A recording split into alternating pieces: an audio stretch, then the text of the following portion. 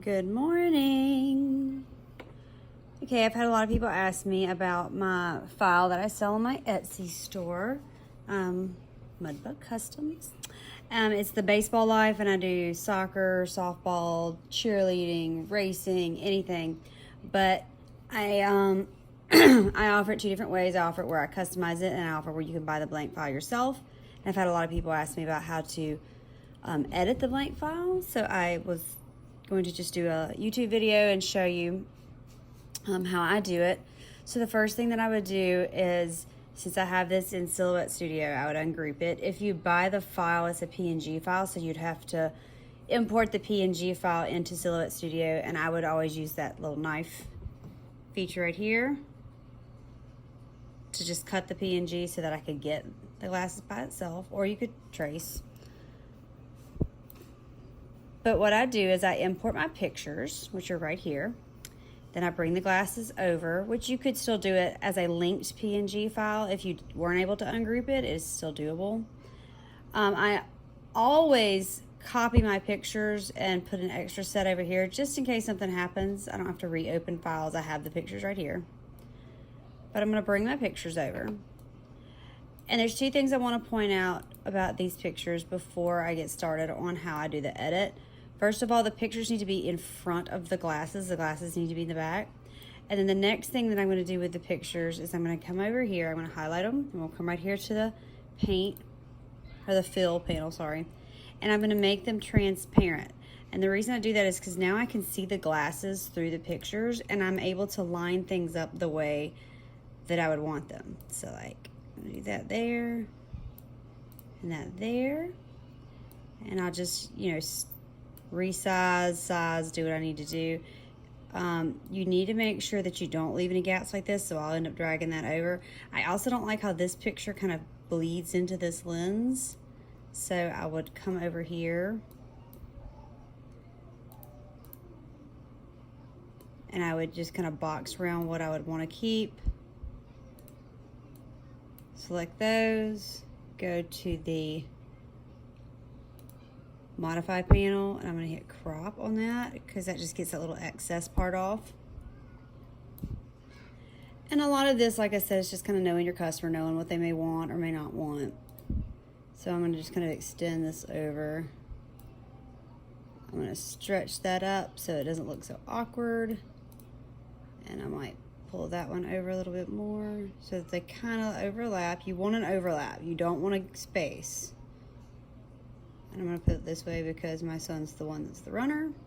Okay, so once you have the pictures the way you want them, like I do here, the next thing I will do is I will select everything, the glasses, the pictures, everything. Then I'll go back to the modify panel, and I'm going to hit divide. Now this is another thing that's very important with the way that I choose to do these.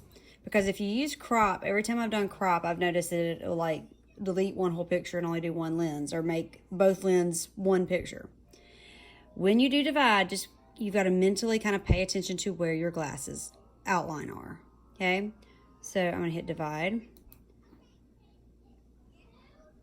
And it does that. It looks like it made the glasses go away, and it actually did not. Now right now, when you see your screen, you see there's a whole bunch of pieces. Be careful not to click on any of those. I'm going to click the excess picture away. So I'm going to click up there. I'm going to click somewhere over here where I know it's not in the glasses. Get rid of that little piece because this is where the overlap was. And I know you're like, oh, that's cool, there's your glasses, but wait, that's not the outline. That's not what I want. Okay, this is where I said you have to pay attention.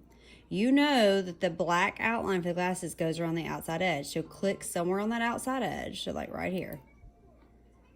Go to your fill, change it back to black. Do the same thing here, change it back to black. I'm going to zoom in because right there at the overlap, you got to click that little piece, that little piece. And I know there's a fill in the inside, so I'm going to click there, change it back to black. Right there. Change it back to black. And again, the little skinny part where the overlap was. And then I'm going to delete that center part because I don't need that picture. That's where I want the glasses to come through, or the background to come through, really. So then there's that. Now, this is very important. Do not forget this next part. Select everything again. And I'll hit Control G. Or you can go hit, but that groups it back together. Now it's all one piece. But don't forget, the image is still transparent. See, when I click on it, it still says at 38. I'm going to lower it back down so that it's back to its true colors. And I personally always do this too. I'll go to the panels, image effects, and I'll click the sun, and I will brighten it up just a little bit, because when you press it, sometimes it may look a little bit dark. So if I lighten it up here, when I press it, it should be pretty spot on. And hit apply, and then I would move it back into, I'm just going to group those and pull those over here for you to see. I would move it back into place, like I like it. I'd group them, Control G again. Actually, I grouped too much, hold on, because I can see it's grouping something over here, hold on. I group that.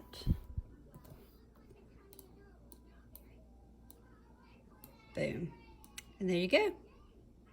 So I hope that helps. Again, I'm sure there's other ways to do it. That's just the way I choose to do it, using the divide feature, because it doesn't give me as much of a headache as the crop does. So hope that helps. Come check out my store, see some of the new stuff we've got being posted. And if you ever need anything made, design, or just help do anything, please don't hesitate to ask. Have an awesome day.